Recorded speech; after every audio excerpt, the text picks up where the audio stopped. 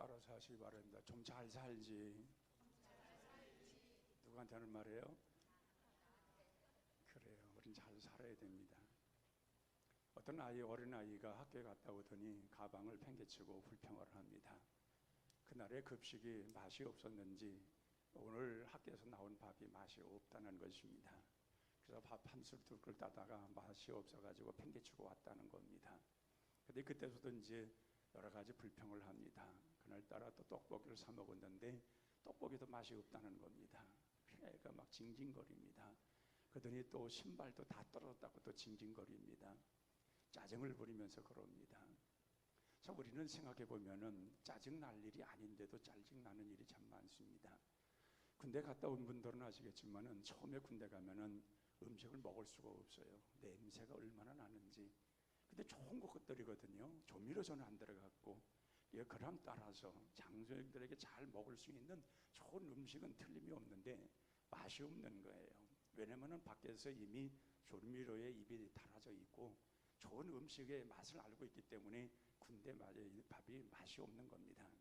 그러나 한 며칠 동안만 훈련만 받으면 꿀맛이 돼버리고 맙니다. 똑같은 음식인데 훈련 받고 배가 고프면은 꿀맛이 돼버려요. 불평이 어디 있습니까? 모자라서 어디 밥 없는가? 여기 끼고 저기 끼고 그럽니다. 자, 이런 것을 보면은 우리는 환경에 따라서 원망과 불평이 공존합니다. 그래서 우리 생각을 해보면은 우리가 원망하지 않아도 불평하지 않아도 참 좋은 세상에 살고 있는데 더 나은 세상을 생각을 하고 더 좋은 것을 생각하다 보면은 원망과 불평은 쌓이게 되어 있고 그 결과로서는 자기 모습만 초라해지는 모습을 보게 됩니다. 아마도 여러분 가운데서 현재의 나의 생활을 만족하다 하는 사람들 그렇게 많지 않을 겁니다. 내 생활이 지금 만족하다. 거울을 보면서 너는 왜 이렇게 행복하니 하는 사람은 정말 복이 있는 사람입니다. 근데 우리가 보면은 자신을 보면서 행복하다고 행복을 느낄 수 있는 사람들이 흔치가 않아요. 왜냐면 그 행복이라는 기준이 어디다 둘지 모르기 때문에 그래요. 오늘은 굉장히 행복한 것 같아요. 기분도 좋아요. 건강도 좋아요. 그리고 모든 것이 다 행복한 걸로 생각을 했는데 하룻밤 자고 나서 아침에 보면은 괜히 간밤에 무슨 개꿈을 꿨대나 그래가지고서 괜히 기분이 언짢아가지고 오늘 하루 속에 무슨 일이 일어날까 괜히 일어나지도 않는 것을 걱정을 하면서 기분 나빠하는 사람들이 있습니다. 여러분, 개꿈은 개꿈입니다. 그 하루에 지나갈 일, 앞으로 되어질 일들은 아무도 알 수가 없는 것입니다. 우리는 그 생활 속에서 행복의 기준을 어디다 주냐에 따라서 분명 생각은 다를 수 있습니다. 그러나 분명한 것은 이 행복지수가 낮다고 해서 진정 행복한 것이 아니냐, 또 행복지수가 높아야 될만이 꼭 행복해야 되느냐, 꼭 그렇게는 말할 수 없다는 얘기입니다. 각자의 행복지수는 다 나름대로 다르겠지만은 행복이 뭐냐 묻는다면은 그 행복이라는 것을 추구한다고 하는 그 자체가 어리석을 때가 있습니다. 자기의 사는 자체, 자기가 살고 있는 시간, 자기가 살고 있는 그 환경을 행복하게 스스로 생각하면 행복한 것입니다. 그러나 그것이 아름답게 누리지 못하고 행복을 못 느낀 사람은 일생 동안 평생을 살아도 행복이라는 것이 뭔지를 모르는 것입니다. 여러분, 남편이 아내를 만났을 때에 그 예쁘고 사랑스럽고 행복할 만한 거니까 결혼한 거 아니겠어요? 또 아내도 남편을 만날 때에 이 사람과 결혼하면은 내가 일생 동안 내 인생을 맡겨도 괜찮겠다 해서 그렇게 행복한 마음으로 결혼하지 않았냐 그 말이에요. 근데 지나다 보면은 그게 그렇지만 않아요. 생각지도 않았던 일이 생겨나다 보니까 다투게 되고, 다툼이라는 것이 자꾸 요란한 소리로 점점 커져가고, 나중에는 말이 서로 섞이지 않고 서로 말도 하지 않는 생활을 이루고 그렇게 됩니다. 왜 그렇습니까? 분명 자기 나름대로 행복이라는 것을 나름대로 계산해 놓은 것이 있습니다. 근데 거기까지 못 미치니까 그것 때문에 행복하지 않다는 거예요. 분명 행복하지 않은 건 분명 아닌데 자기가 생각했던 것만큼 안 됐기 때문에 그렇다는 겁니다. 그럼 행복하려고 하면 뭡니까? 낮추면 되는 거예요. 그걸 낮춰 내려버리면 행복은 찾아오게 돼 있는 겁니다. 문턱이라는 것은 높다고 생각하면 건너지지 못하지만은 낮다고 생각하면 얼마든지 넘어갈 수가 있는 겁니다. 그러니까 우리의 삶의 모든 생활 속에서 다 그렇습니다. 모든 것에 만족하고 만족되어져야만이 행복하다. 그렇게 하면서 인생을 살아가는 사람이 어디 있습니까? 살아가는 가운데서 만들어지는 것이고 만들어지는 가운데서 행복은 찾아오는 것입니다. 우리가 5월을 가정의 달 이제 마지막 이제 5월 마지막 주일을 맞이하게 되는데 생각해 보면서 우리가 좀 행복을 생각할 때 나는 내 아내를 만나서 행복하다. 또 아내들은 내 남편을 만남으로 난 행복한 생활을 하고 있다. 우리 자녀들은 우리 부모님을 만나서 내가 정말 행복한 생활을 하고 있다. 이렇게 생활을 하면은 행복한 생활을 할 수가 있습니다. 근데 무언가 아니라고 생각하기 때문에 그러는 거예요. 아니라는 것이 뭐냐는 거예요. 그건 뭔지도 몰라요. 그런데도 스스로 아니라고 생각을 해요. 그것이 절대적이 아니라는 얘기입니다. 언제든지 움직일 수가 있는 것이고 절대적이라고 생각했던 것이 깨져버릴 수도 있습니다. 그러기에 우리는 그런 것을 벗어나서 우리가 진정한 행복을 어떻게 누리고 살아가느냐. 세상에 살아가는 사람들의 생각과 삶의 방법은 다 다릅니다. 똑같지가 않습니다. 어떤 사람은 새벽 일찌감치 일어나는 사람이 있는가 하면 어떤 사람은 새벽 일찌감치 자는 사람이 있어요. 그러니까 새벽 일찌감치 자는 사람은 뭐예요? 밤늦게까지 일찌 아니하고 이제 저녁 식사하고 얼마 있다가 자는 사람은 새벽에 일찌감치 깨는 거예요. 근데 뭘 하는지 밤새껏 뭘 하다가 새벽에 자는 사람이 있잖아요. 그런 사람은 언제 일어나요? 12시에 일어나야 되는 거예요. 생활이 다 달라요. 그렇다고 누가 나쁘다 그렇게 말할 수는 없어요. 자기 생활, 자기 시간을 자기가 통제하고 살아가기 때문에 어떤 사람은 옳고 어느 사람은 틀리다 그렇게 말할 수는 없어요. 왜? 자기들의 습관과 자기의 생활 속에서 그렇게 되어져 있기 때문에 그렇다는 얘기입니다. 그러나 그런 한 공간과 한 시간 속에서 나라는 존재가 있다고 하는 것, 이 우주 가운데 대한민국 가운데서 오늘 우리 자신들이 있다고 하는 것, 정말 이 세계 속에서 이 대한민국이 있다고 하는 이 자체가 이게 얼마나 행복하냐 그 말이에요. 바깥에 해외 나가보면은요, 우리나라가 참 좋은 나라인 걸 알아요. 저는 자부심이 있습니다. 해외 나가보면은 참 자부심이 있어요. 우리나라 같은 나라가 없어요. 왜? 나 같은 사람만 있으니까 다. 다른 사람들하고 똑같은 사람이 없고 우리 동양 사람들만이 같은 사람들이 있으니까. 또 같은 언어를 쓰니까. 나가보면 언어가 안 통하면 왜 이렇게 답답한지. 근데 우리는 언어 쓰는데 아무 문제가 없잖아요. 우리나라 같은 좋은 나라가 없어요. 그리고 그 나라에 가서 이렇게 하다 보면은 참 불편한 것들이 참 많아요. 우리나라는 우리끼리의 그 삶 속에서 편안한 생활들을 가지고 있는데 그 밖에 나가보면 그렇지 못한 것이 참 많이 있거든요. 그럼 굉장히 불편함을 느껴요. 그때마다 늘 깨달아요. 아, 우리 대한민국이 제일 좋은 나라야. 아, 이런 좋은 나라에 불평할 게 뭐가 있어? 아, 이런 나라에서 사는 우리들이 왜 불평하냐 그 말이에요. 어떤 시시한 그런 사람들은 뭐 김정은이가 좋다나 아니 가봐서 살고 그런 얘기를 해보지. 그 나라에 가서 좀 산 다음에 그 얘기를 좀 하지. 이 좋은 나라에 살면서 왜 그 나라를 생각하냐 그 말이에요. 가보면 형편없는 나라일 텐데. 그러니까 우리나라가 좋은 줄로 믿습니다. 그러니까 우리가 보면은 사람은 땅을 밟고 살아야 행복한 거예요. 새는 나뭇가지에 앉혀서 살아야 새는 행복한 거예요. 물고기는 물속에 들어가 살아야 되는 거예요. 물속에 사는 물고기는 그 물에서 사는 게 전혀 불편이 없는 거예요. 너무 좋은 거예요. 마음껏 다닐 수 있는 거예요. 근데 사람이 물속에 들어가면 이건 불편한 거예요. 그리고 다 그렇잖아요. 물고기는 물고기 살아야 되고 사람은 육지에서 살아가면서 땅을 밟고 살아가면서 자기 자리에서 이런 평안함을 얻는 거예요. 우리가 나무까지 올라가서 산다고 생각해 보세요. 맨날 원숭이처럼 나무 붙들고 잔다고 생각을 해보세요. 얼마나 불편하겠어요. 언제 떨어질지도 모르는데. 근데 우리는 땅에서 좀 하늘에 우리가 사는 집을 지어놓고 그러면서 우리가 땅의 식물을 먹으면서 살아가는 우리 삶이라는 것은 너무 좋고 너무 행복한 거예요. 이것을 누리지 못한다면 불행은 어디서 행복은 찾아올 수 없습니다. 항상 불행한 것입니다.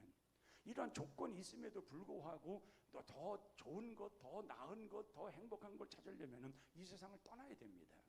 그래야 행복을 찾을지 모르나 이 땅에서는 찾을 수가 없습니다. 내가 밟고 사는 이 땅에서 우리의 삶의 그 터전 아름다운 보금자리 가정에서 우리가 살아가는 모든 하루하루의 시간 속에서 행복을 찾고 가면 그것이 행복이고 거기서 진정한 행복을 찾아가면 진정한 행복의 아름다운 열매를 맺게 될 줄로 믿습니다. 특히나 우리 그리스도인들은 그리스도 안에서 사는 것을 귀중히 여겨야 되고 가장 행복을 하게 됩니다. 예수 믿는 사람들은 예수님 밖에서는 불편해요. 그건 사실이에요. 예수 안 믿는 사람이라면 모를까 예수를 제대로 믿는 사람이라면 예수님 밖에서는 다 이게 불편한 거예요. 그러니까 예수님 밖에서의 이런 어떤 죄된 생활이나 어떤 우리가 원치 않는 어떤 것, 그 양심에 갇히게 되는 거, 이건 불편해요. 그러나 예수 그리스도 안에서 참된 신앙 안에서 기쁨과 감사와 또 기도와 또 서로 마음을 모아 살아가는 그리스도 안에서의 삶은 너무 행복한 거예요. 왜? 이게 익숙한 것이고 이게 아름답기 때문에 그래요. 그러나 밖에 있는 사람들이 아마 교회에 오면 굉장히 불편할 거예요.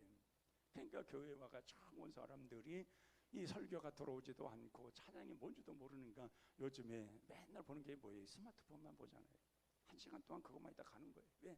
전혀 뭔지도 모르고 뭔 말인지도 모르고 재미가 없으니까 그래요.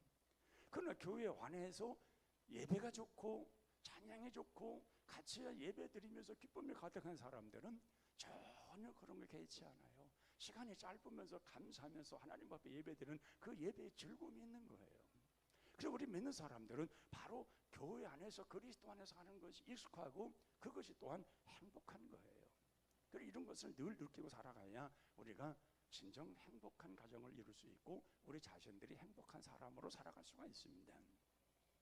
또 오늘 본문에 보면은 이 탕자, 일명 탕자의 이야기가 나와요. 예, 어떤 사람에게 두 아들이 있었는데 큰 아들은 아버지의 말을 잘 들어 고분고분 일도 잘하고 가정 일을 돌보며 동산 일을 보고 양을 키우면서 같이 열심으로 가정 생활을 잘 해요. 근데 이 둘째 아들은 이 가정에 있는 게 뭔가 불편한 거예요. 어릴 적엔 잘 몰랐는데 조금씩 커가면서 자꾸 불편한 거예요. 그래서 자꾸 나가서 살겠다는 거예요. 우리나라도 보면은 요즘에 혼자 사는 단독주택의 홀로 사는 가구가 점점 늘어난다고 하잖아요. 그 나라에서 아무리 집을 많이 지어놓아도 옛날같이 우리가 한 가족에 살고 결혼하면은 세금 나고 이렇게 살았을 때에는 이렇게까지 집이 모자라질 않는데 네 식구면 네 식구가 부부가 살고 두 아이들이 있으면 두 아이들이 따로 나가 사니까 집이 넷이 필요한 거예요. 세 개가 필요한 거예요. 이렇게 돼 버리니까 쫓아가지 못하는 거예요. 그러니까 이제 어느 정도만 되면은 젊은 아이들이 같이 부모님하고 안 살려고 그래요. 독립해서 살겠다는 거예요.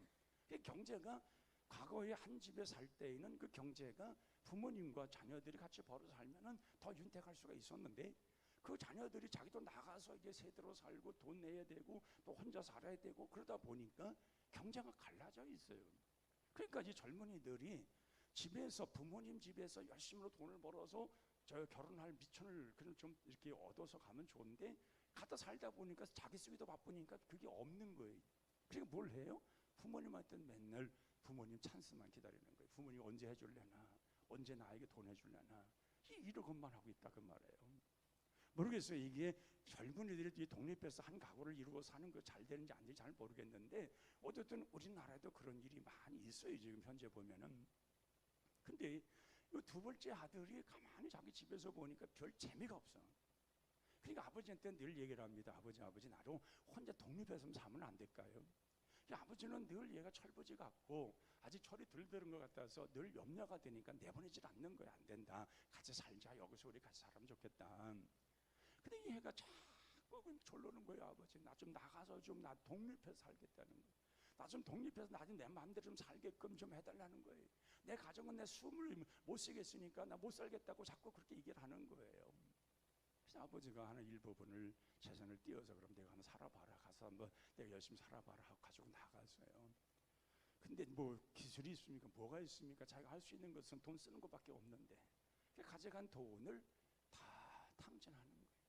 가서 보니까 뭐 돈 쓰는 재미야 얼마나 사람이 붙겠어요. 막 돈을 쓰니까 사람들이 많이 막 들어오겠지요.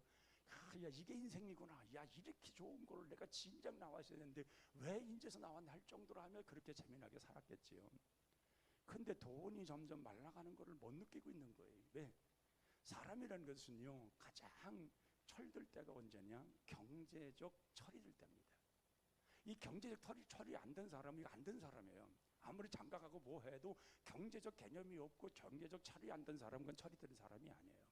경제적인 그 철이 들어야 제대로 철이 들었다고 말을 하는 거예요. 근데 이제 둘째 아들이 이 집에 가서 전혀 그런 생활하니까 자기는 좋을 줄 모르나 점점 다 돈이 말라가지고 나중에는 돈이 한 푼도 없는 거예요. 그러니까 친구들이나 주변 사람들이 보니까 이제 돈 다 떨어졌어 하고 다 떠나버리고 마는 거예요. 먹을 것이 없는 거예요. 누가 하나 밥 사준 사람이 없는 거예요. 그래서 되지만도 못한 그 쥐염염이 그걸 먹고자 하나 그것마저도 배불리 주는 사람이 없다고 그랬어요. 참 불행한 거예요. 정말 불행했을 때에 그가 깨달은 게 있어요. 내가 가정이 좋은 줄 몰랐다는 거예요. 자기가 그 가정, 아버지 집에서가 진정 좋은 가정이었고 좋은 환경인데 그걸 몰랐다는 거예요. 잘못 살은 거죠. 부모가 좋은 걸 모르는 거예요. 형제 간의 관계가 좋은 걸 모르는 거예요. 그런 관계를 모르니까 나가서 비로소 알고서야, 야, 내가 이렇게 되고서야 내가 부모님의 마음을 알았고 가정이 소중한 걸 알았고 이제 가정으로 돌아가야 되겠다고 생각을 해요.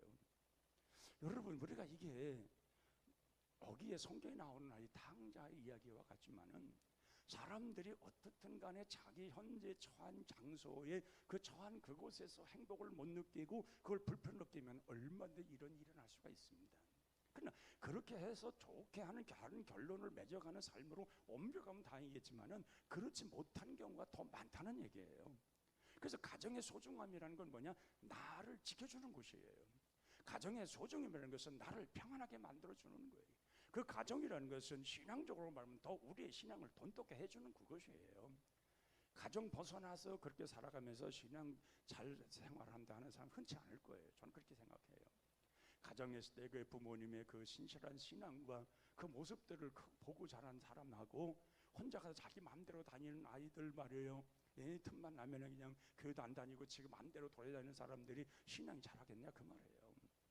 이 탕자가 의외의 현재적 탕자가 참 많아요.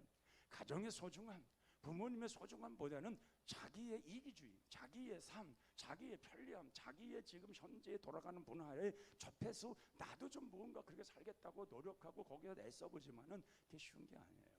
나중엔 다 실패해서 우리 부모님이 나를 품어줬을 때가 좋았는데 그 우리 부모님께서 아침 저녁으로 늘 밥을 해주면서 나를 따뜻하게 맞이할 때가 좋았는데 그때가 온다는가요? 바로 그런 거예요. 그러니까 좋은 곳에서 좋은 것을 못 느끼면 어딜 가도 좋은 것을 못 느낍니다. 정말 자기 가정에서 행복을 못 느끼는 사람은 다른 곳에서 나가서 독립을 해도 진정한 행복을 못 느낍니다. 그래서 가정이라는 것이 굉장히 중요하고 하나님께서 가정을 세울 때에도 바로 이 가정을 통하여서 세계가 또 모든 주변의 환경 이런 자연들이 복받을 것을 하나님은 말씀합니다. 너로 인하여 너희들로 인하여 모든 만물이 복을 받을 것이라는 것입니다. 그래서 우리의 가정의 모든 식구들이 우리 가정 속에 복을 받으면 우리 자녀들이나 모든 식구들이 어디에 다 복된 생활을 하게 될 줄로 믿습니다. 가정이 복되는 가정이 되어야 되고 가정이 하나님 앞에 하나가 되는 가정이 되고 가정에서부터 하나님의 사랑받는 가정이 될 때에 그런 일을 이루어가는 것입니다. 이 탕자는 시간의 흐름 속에 자기 가졌던 모든 돈이 다 사라지는 순간에서야 비로소 내 가정이 이렇게 좋았는데 내 아버지 품이 너무 좋았는데 아침 저녁으로 아버지를 보고 아버지와 함께 했던 것이 너무 좋았는데 그렇게 해서 후회를 하잖아요. 내 아버지 집에는 품꾼도 많고 먹을 양식도 많고 나는 줄여 죽는구나.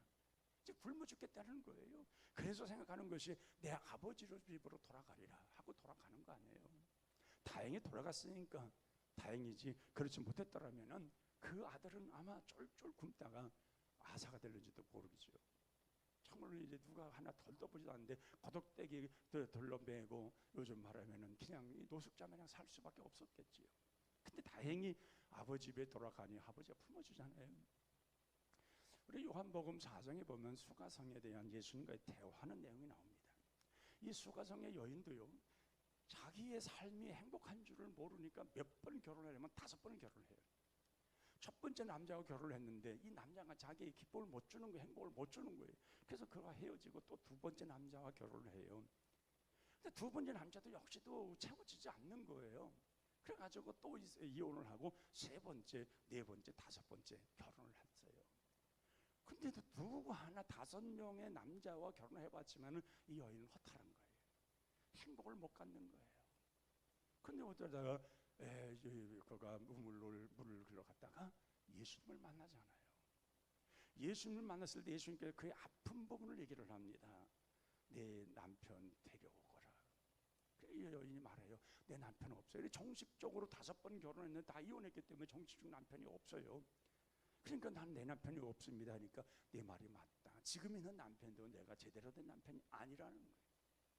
그러니까 이 여인이 깜짝 놀라는 거죠. 자기 사연을 모든 거 들여다보는 이 사람이 누구냐는 거예요.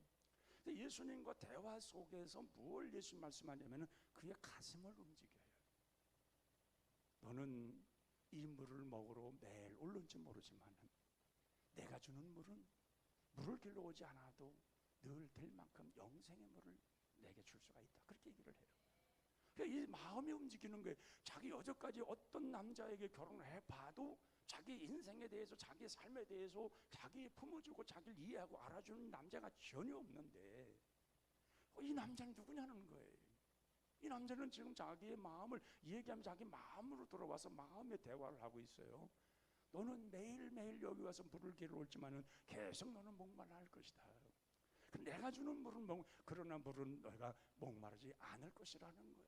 그러니까 연결해서 주여 그렇다면 내게도 그 물 좀 달라고 얘기를 하잖아요. 그러니까 그 마음이 예수님께로 움직이니까 이 마음이 열리니까 예수님과 대화하는 마음이 생기고 그 예수님의 대화 속에서 자기의 지금 현재의 자기의 고독하고 외롭고 쓸쓸한 모습 속에서 자기를 발견하기 시작하는 거예요.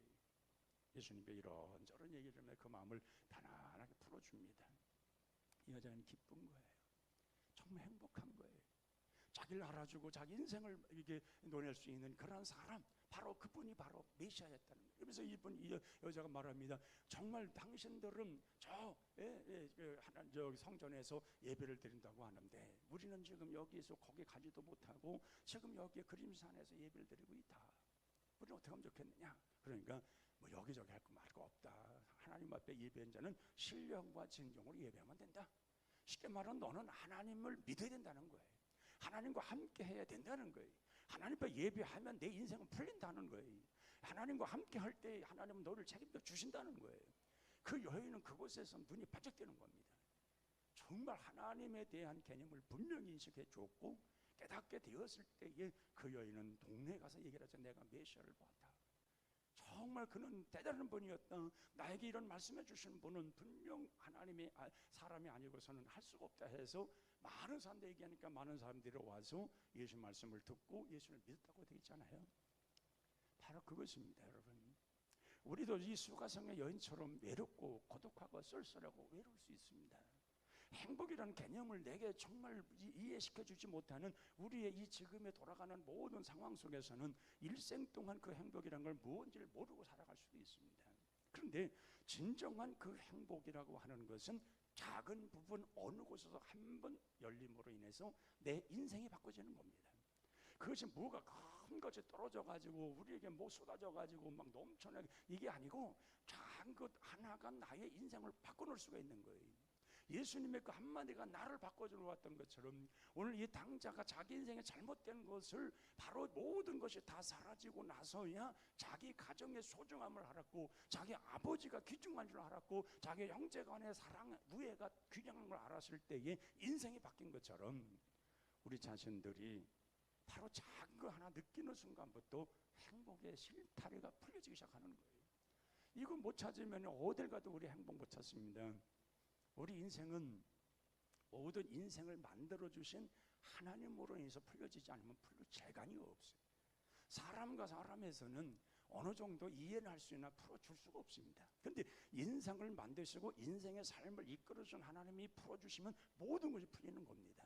바로 그 풀려주는 그 삶이 어떤 삶이냐, 그것을 바로 우리가 오늘 깨달아야 되고 그 깨달았으면 우리가 그런 삶을 살아가야 되는 것입니다. 그건 다른 곳에 있지 않습니다. 하나님을 만나는 일입니다. 그리고 하나님 안에서 나라는 존재를 깨닫는 것입니다. 그리고 하나님께서 나의 존재를 어떻게 인정해 주시느냐, 그것을 알고 하나님 앞에서 내가 어떤 존재로 살겠다는 고백과 함께 살아가면 우리는 행복은 찾아오게 될 줄로 믿습니다. 그 내가 행복해지면 우리 가정은 저절로 행복해지는 거예요. 내가 행복해지면 우리 가정은 저절로 행복해질 수밖에 없는 거예요. 그렇지 않습니까? 내가 행복하지 않는 한은 아무리 가정에 행복한 조건이 만들어도 내가 행복하지 않으면 행복할 수가 없는 거예요. 그러나 내가 행복하면 비록 가정의 어떤 상황이 내가 원치 않는 일들이 들어있다 할지라도 다 행복한 삶으로 이끌어갈 수가 있는 거예요. 예수님 비유 가운데서 한 마리의 양 99마리는 우리 안에 두고 한 마리 양을 짜져 나가는 예수님의 비유가 있습니다. 이 한 마리 양은 그 99마리, 그리고 100마리가 같이 살고 있는데 99마리와 같이 어울리는 게 싫은 거예요. 그래서 뛰쳐나가 버린 거예요. 그때 저녁에 자기 마음대로 나가서 살다 보니까 어떤 일이 일어납니까? 맹수들과 또 나름대로의 여러 가지 생명의 위협을 당할 너무 많은 거예요. 그러니까 도망가야 되는데 그 양 안에서 이 목동이 자기를 이끌을 때가 가장 행복했던 거 아는 거예요. 근데 목동은 목매어 부르잖아요. 돌아오라, 네 어디 있느냐 하면서 계속 부르잖아요. 그 어느 정점에서 이 목동의 소리를 양이 들어요. 그 응답하는 거죠. 내가 여기다가 앵다고 그런 거지. 목동이 목자가 가서 그 양을 끌어안고 막 우는 거예요. 어디 있다, 여기 이제 왔냐는 거예요. 네가 있을 곳이 여기 아닌데 왜 여기 있느냐는 거예요. 그래서 그를 끌어안고 오면서 기뻐하잖아요. 그 한 마리 양은 자기 스스로가 그 99마리와 살기 위해서 나가서 그렇게 자기 나름대로 살겠다고 그렇게 했는지도 모르지만 나간 순간부터 그는 많은 그 후회와 그 자기의 그 생활이 지금 만만치 않은 걸 알게 됐을 때 얼마나 고통스럽겠냐는 게 탕자와 비슷한 거예요. 근데 목자를 만나고 목자가 그를 품어주고 다시 돌아왔을 때에 비로소 자기의 안정감을 찾고 행복을 찾는 그 양의 모습, 예수님이 그런 비유를 말씀을 하고 있는 거예요. 오늘 우리 자신들도 정말 어떤 상황에도 어떤 환경에서도 주님을 떠나면 안 됩니다. 주님과 함께하지 않은 인생은 결코 행복하지 않습니다. 주님과 함께하는 그 순간부터 우리 주님과 내가 연결된 나의 삶은 모든 게 행복인 것입니다. 그리고 내가 행복하면 모든 것이 다 행복하게 보이는 겁니다. 다 아름답게 보이는 겁니다. 내 자신이 뭔가 깨져 있고 내 마음이 뭔가 불만으로 가득하면 모든 게 불만스러운 거예요. 어떤 걸 갖다 놔도 다 불만스러운 거예요. 어린아이가 학교 갔다 급식이 별로 기분 나쁘다면 떡볶이도 맛이 없는 거예요. 다른 걸 뭘 해도 기쁘지 않은 거와 똑같은 거예요. 그러나 마음이 평안하고 마음이 안정되면 다 평안하고 다 안정되는 거예요. 여러분 가정이 그러한 평안한 가정이 되시길 바랍니다. 여러분 가정 속에 살아가는 여러분들이 내가 행복해야 됩니다. 네가 행복함으로 내가 행복하다는 말 하지 마세요. 내가 행복해야 네가 행복하고 네가 행복해야 내가 행복하다고 같이 말할 수 있어야 되는 거예요. 그러기 위해서는 우리의 모든 가정 식구들이 서로 마음을 모두해야 되는 거예요. 그래서 어떤 분이 그러더라고요. 가정이 행복하려면 부부가 스킨십을 많이 하래요. 스킨십이 뭔지는 아시죠?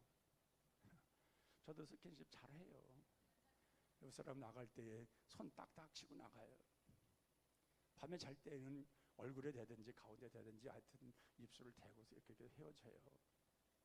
그거 왜 스킨십 하는 게 뭐 이렇게 어려워요. 그게 뭐 품어주고 사랑한다면 되는 거지 서로들.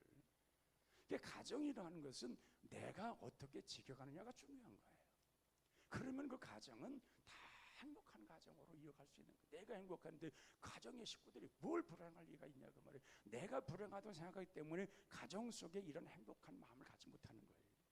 그러면 여러분 정말 5월 만에 가정의 달로 끝날 것이 아니라 우리는 우리의 기독교인의 가정들은 그리스도 안에서 매일매일 행복한 가정을 이루어가는 그런 은혜의 가정들이 되어야 할 줄로 믿습니다. 기도하겠습니다. 하나님 아버지, 우리는 살아가는 인생이 짧습니다. 주어진 인생 속에서 우리가 잘 살게 하시고 우리가 하나님의 자녀로서의 아름다운 모습을 늘 이루며 살아가는 저희들 되게 하여 주옵소서. 주어진 환경 속에서 늘 감사하며 살게 도와주시고 언제든 늘 감사하는 마음을 마음에 품게 하여 주시고 그런 가운데 행복지수가 높여져가 내가 행복함으로 온 가정이 행복할 수 있는 온 식구들이 함께 행복하며 살아갈 수 있는 아름다운 일들이 일어나게 하여 주옵소서. 그래서 하나님의 가정들, 하나님의 백성들 참 축복을 누리게 도와주시고 정말 우리 주님이 주시는 그 귀한 축복과 은혜가 얼마나 큰가를 마음속에 지니고 살아가는 복의 가정들이 다 되게 하여 주옵소서.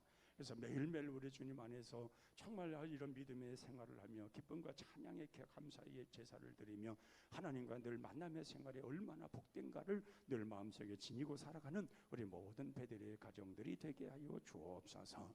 예수님의 이름으로 기도하옵나이다. 아멘.